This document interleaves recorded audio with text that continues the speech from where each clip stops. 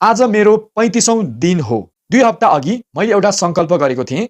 हप्ताको 4 दिन 108 सूर्य शक्ति र बाँकीको 3 दिन अङ्गमर्दना र योगासन नियमित गर्ने।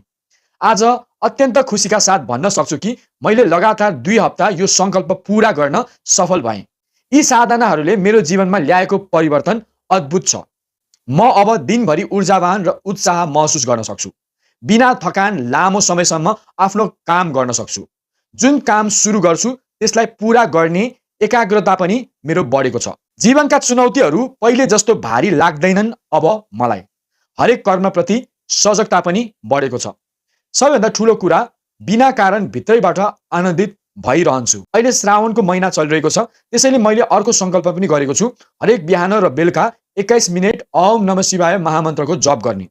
यसको लागि म बिहान 5 बजे उठ्छु, स्नान गर्छु, 5:30 बजे गुरु पूजा गर्छु र ठ्याक्कै 5:40 बजे 21 मिनेट महामन्त्रको जप गर्छु।